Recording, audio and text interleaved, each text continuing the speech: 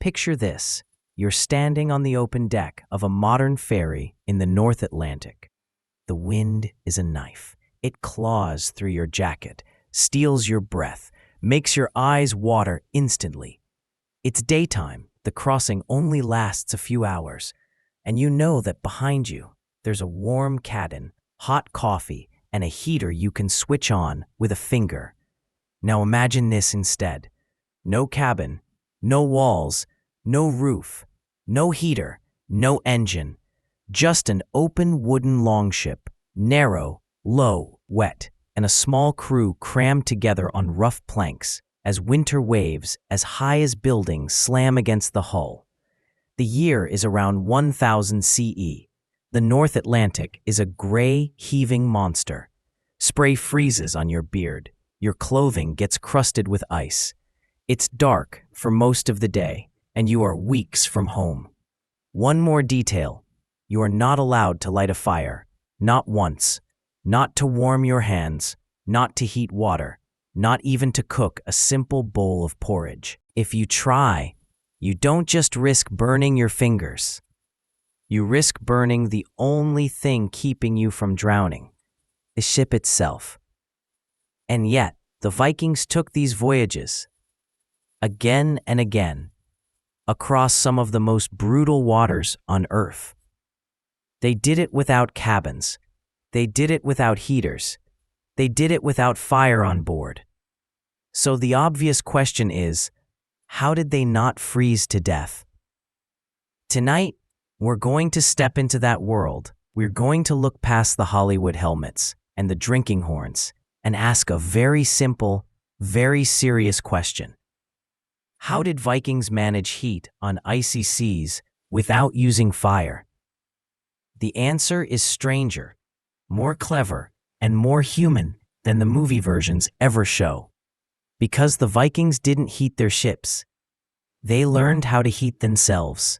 If you've watched enough movies or TV shows set on old ships, you've probably seen some version of this scene. A storm is raging. The crew are soaked, shivering, wrapped in cloaks. Someone, somewhere on deck, has a little brazier with a cozy flame.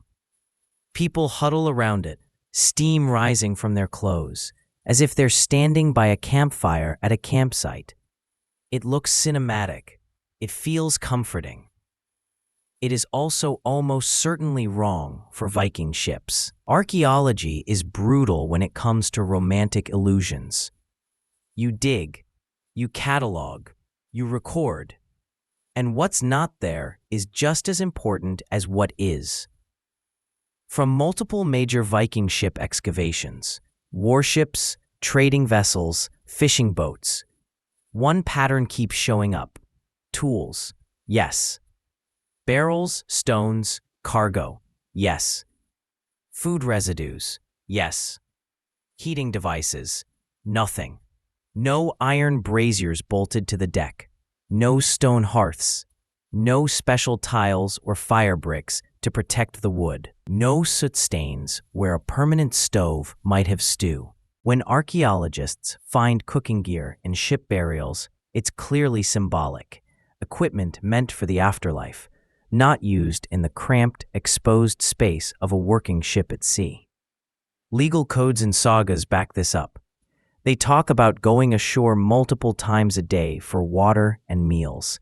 The cooks don't lean over a brazier at sea. They go to land, dig into a hearth, and only then do any serious cooking. So, by the time you add up the archaeological record and the written evidence, you get a pretty hard conclusion.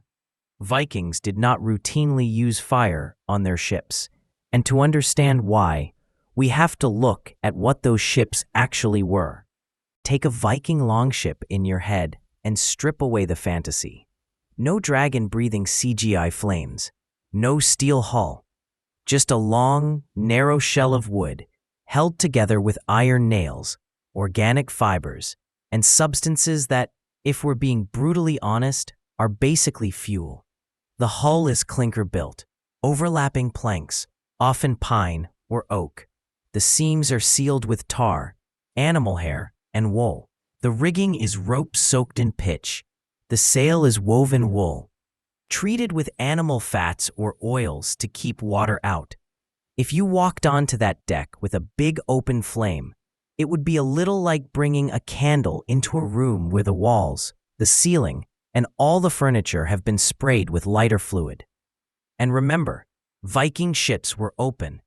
Later European ships developed enclosed lower decks, bulkheads, and dedicated galleys.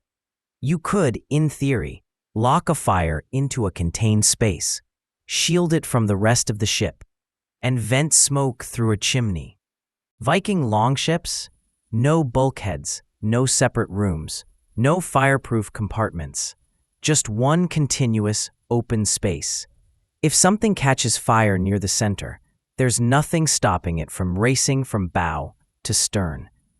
Modern tests and reconstructions suggest that once a blaze starts on a tarred, pitch-treated wooden vessel, you may have only a few minutes before the whole ship is doomed. A fire at sea isn't inconvenient. It's game over. So if you're a Viking shipbuilder, here's your choice. Option A, add a small stove or brazier.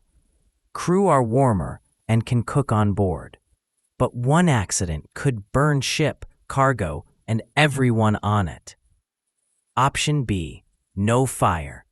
Everyone is cold, uncomfortable, constantly damp. But the ship is much less likely to randomly turn into a floating bonfire in the middle of the North Atlantic. The Vikings chose option B, not because they were ignorant, but because they understood the risk. They were not just warriors, they were maritime engineers making cold, hard trade-offs. So if heat couldn't come from flames, it had to come from somewhere else. Modern people often treat warmth as something that comes from outside: radiators, electric blankets, car heaters, hot showers. The Vikings didn't have those. What they had was wool, and they treated wool almost like high-tech gear. Archaeologists working at sites in Greenland, Iceland, and Scandinavia have uncovered an astonishing range of woolen clothing. Heavy outer cloaks woven thick to block wind, softer inner tunics worn next to the skin, tighter, denser textiles that seem designed for water resistance, looser, fluffier weaves that trap insulating air. Wool has a magical property. It can still feel warm even when noticeably damp. The natural oils in the fibers, plus the crimped shape of the hairs, help hold warmth in ways that cotton simply can't. The Vikings didn't just throw on random cloaks. They built layers. If you've ever gone winter hiking, you'll recognize this. A base layer to manage sweat, a middle layer for insulation, an outer layer to block wind and water. The Vikings were doing this long before mountaineering stores existed. Different grades of wool for different tasks. Fur from different animals for different zones of the body. And then there's the sleeve trick. Some sagas describe women crew members using bone needles and waxed thread each morning to actually sew men's sleeves shut at the wrists. Not tied, not buttoned, sewn. The idea was simple. Stop warm air from escaping and stop cold air from flowing in at the wrists, a notorious weak point in any outfit.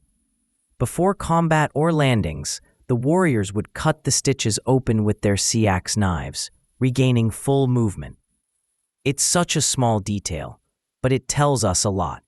These people were experimenting, tweaking, modifying their clothes day by day to squeeze the maximum possible warmth out of every fiber. They knew they couldn't heat the air around them at sea, so they turned their clothing into personal mini-climate systems. Let's bring this into a more familiar frame with a true type of story drawn from modern reenactment and outdoor experience.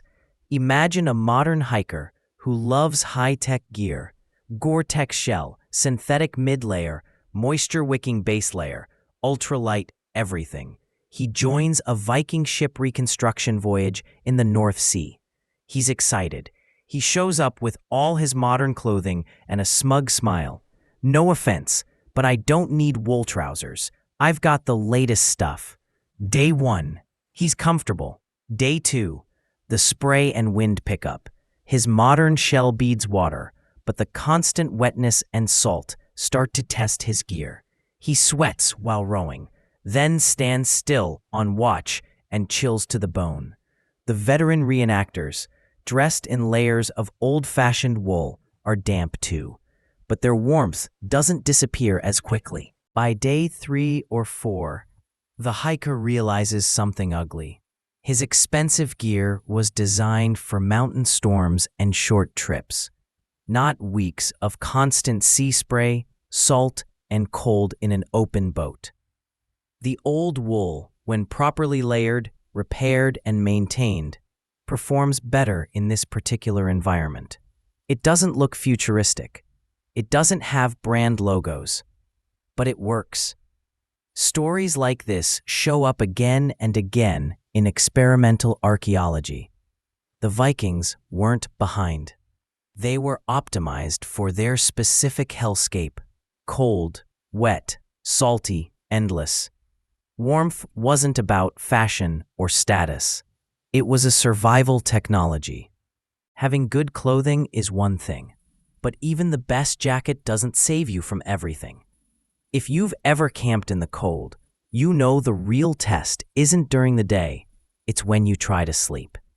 During the day, you're moving, rowing, bailing, trimming the sail, repairing lines. Your muscles generate heat. At night, your metabolism slows. You're no longer working. The cold creeps in. If Vikings tried to sleep one by one, each wrapped in their own cloak and lying alone on damp boards, many of them simply would not make it through the night on long winter voyages. So they did something else. They weaponized togetherness. Sagas and later texts describe something like waterproof skin bags. Archaeologists suspect these were two-person fur-lined sleeping bags, likely made of sheepskin or other hides. Not romantic, not private, very, very effective. Inside these bags, two bodies share the same small volume of air. That air warms up from body heat and stays trapped by fur and leather. Instead of each person heating their own space from zero, they combine forces. Measurements and experiments suggest that such a system can keep the inside of a sleeping space 15 to 20 degrees warmer than the outside air. Multiply that by a ship full of people, all in pairs, all under a lowered sail that acts like a tent, and you get something fascinating. On a freezing sea, an open Viking ship can develop warm zones, tiny microclimates powered only by human bodies. Even the layout mattered. Crews slept on planks or platforms raised above the bilge, away from the coldest, damp air. Packed tightly, which is uncomfortable, but thermally efficient. In assigned pairs, according to watch schedules, so the bag never completely cooled between shifts. Leaders didn't get private cabins with fireplaces. A jarl on board still slept with other people.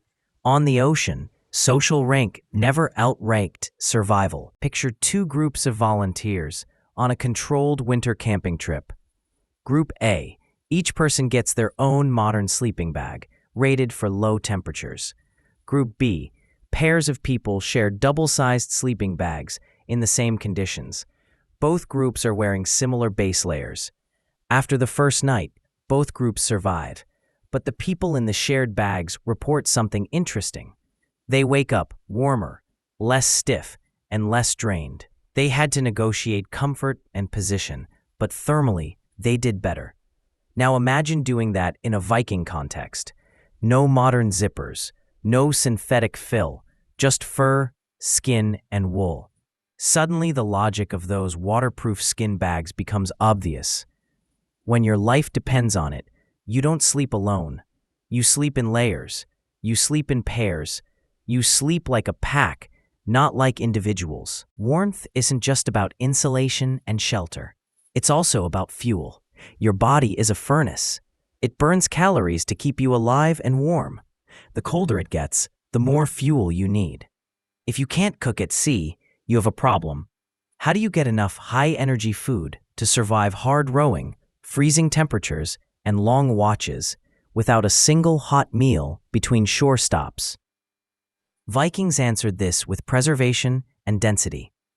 At key coastal hubs and farms, they prepared food that could last weeks or months without spoiling, could be eaten cold, packed a lot of energy into a small volume. Think dried fish, tough, chewy, salty, but calorie-dense and nearly indestructible. Hard bread or ship's biscuit, thick, dry slabs that don't mold easily. Fermented or dried dairy, tangy, rich, and long-lasting. Porridge blocks, grains cooked in advance with fat and salt, then left to set into bricks that can be broken and eaten like dense nutrition bars. It doesn't sound appetizing to us, but to a Viking who has been rowing for hours with ice on their beard, it's life. The point wasn't pleasure. The point was thermal survival. Keep the furnace stocked, and your body can keep making heat.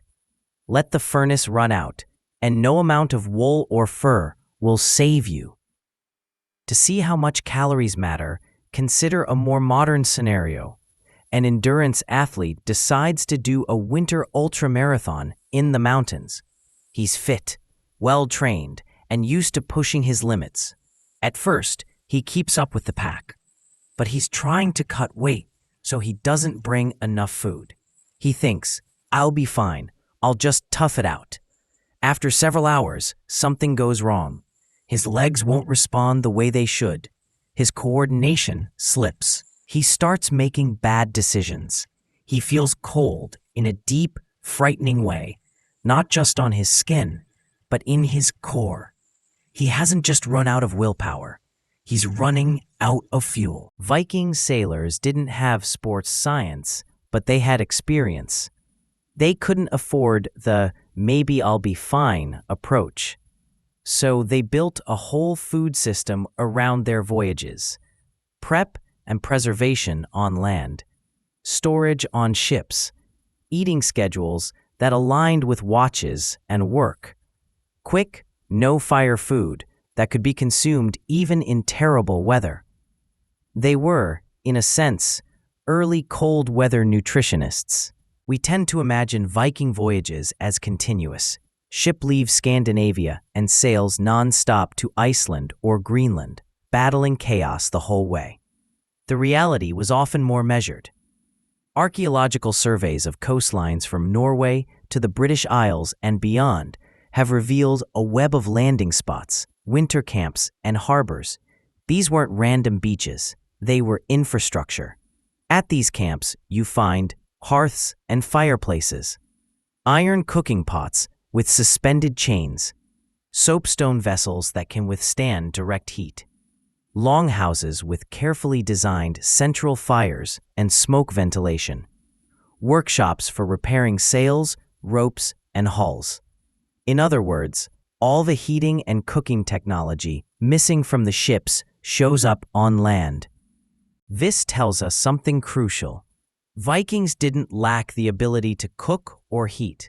They chose not to put that technology on the ships because of the fire risk, and because they had a plan B.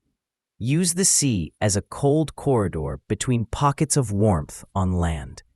They sailed within windows of weather, stopping frequently, to refill barrels with fresh water, to cook large batches of hot food, to dry clothes and bedding, to rest in houses where fire was safe. Their secret weapon wasn't a magic winter cloak. It was logistics. Compare this to the Mediterranean. Roman and later Byzantine ships sometimes had dedicated cooking spaces, bronze braziers, small stoves, even partitioned areas that functioned as early galleys. Warmer climate, calmer seas, not always, but often. Plus, different ship designs made this more feasible. Could Vikings have copied that? Technically, yes. They knew metalworking. They understood fire. They were brilliant shipbuilders. But their conditions were different. Colder waters, more violent storms, long stretches of coastline that could serve as cooking stations. Ships designed with speed and shallow draft as top priorities. So instead of trying to bolt Roman-style comforts onto a ship that wasn't designed for it, they made a rational decision. No fire at sea. What looks like hardship to us was to them a calculated trade-off. They gave up one form of comfort, warmth from fire, to maximize three others.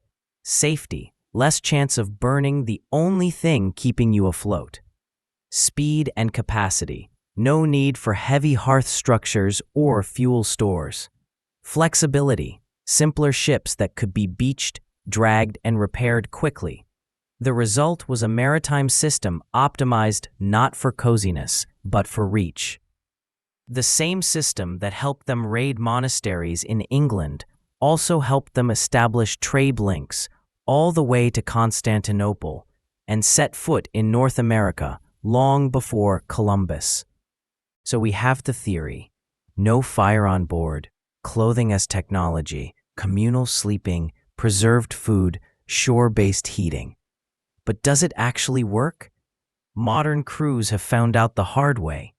Since the 20th century, various groups have built full-scale Viking ship replicas and sailed them on historical routes. They tried to be as authentic as possible. Wool clothing instead of synthetic jackets, open decks, limited modern safety gear, no heaters on board. They report something striking. It is uncomfortable. It is harsh. It is exhausting. But it is survivable. The crews who followed Viking-style practices, layered wool, shared sleeping spaces, careful food planning, strict watch rotations, managed their body temperatures far better than those who treated the voyage like a casual sailing trip with extra jackets. They also discovered something else. Psychology matters as much as physics. Archaeological digs at Viking camps have unearthed dice carved from bone, small tokens used in board games, decorative items that look useless for survival. Until you think about morale. Sitting shoulder to shoulder in a half-frozen longship, wrapped in wool, soaked in salt spray, is miserable. But if someone starts a story about a hero from the sagas, someone else takes out carved gaming pieces and challenges a crewmate, the group collectively laughs, bets, gossips. Suddenly, the night feels less endless. Modern, cold-weather psychology recognizes this effect. When you're occupied, amused, and socially connected, your perception of cold changes. You suffer less, even if the thermometer hasn't moved at all. The Vikings didn't have a term like psychological thermogenesis. They had experience. They knew that a bored, terrified crew would break faster than a crew that had something, anything, to think about besides the cold. So they fought the cold on two fronts: physically, with wool, fur, food, sleeping arrangements; mentally, with games, songs, tales, and shared ritual. During polar expeditions in the 20th century, crews repeatedly discovered a simple truth: a deck of cards or a board game can be almost as important as a new pair of gloves. There are accounts of men trapped in Antarctic winter quarters who would play endless rounds of the same game, invent ridiculous betting systems, tell stories over and over again about home, about imaginary futures, about anything but the immediate cold. They understood that if your mind breaks, your body soon follows. The Vikings, in their own way, were doing something similar centuries earlier. Their dice and board games weren't trivial hobbies. They were tools for staying human in inhuman conditions. When you zoom out from the details, a pattern emerges. The Vikings didn't just say, "We're tough. We can handle the cold." They built a system around the problem of surviving without fire at sea. Ship design: open, flexible, fast. No built-in fire sources to risk catastrophic blazes. Clothing technology: multiple grades of wool for different tasks.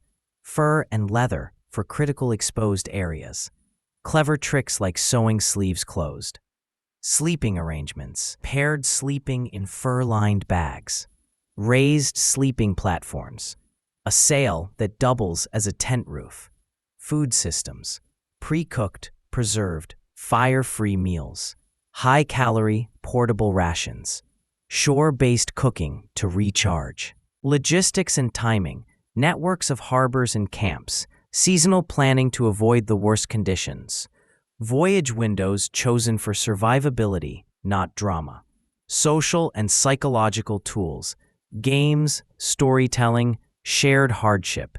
Egalitarian sleeping arrangements that put survival above rank. Crew structures based on cooperation.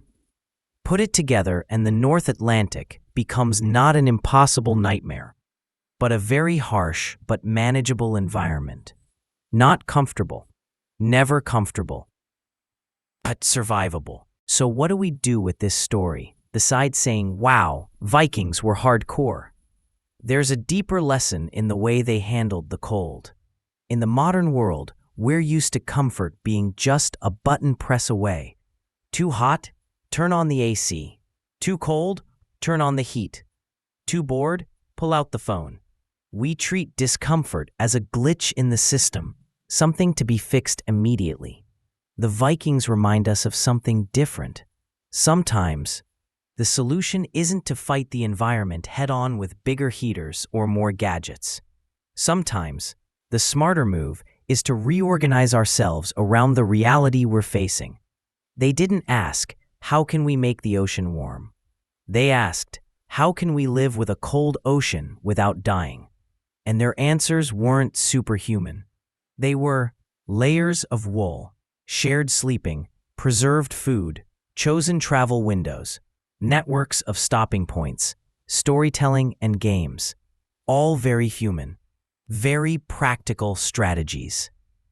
The Vikings reached Iceland, Greenland, and even North America in open boats without heating their ships. Not because they were immune to cold, not because they loved suffering, but because they understood something we often forget. Comfort is optional. Safety is not. They were willing to forego the short-term luxury of warmth from a fire in order to protect the long-term safety of the ship and crew.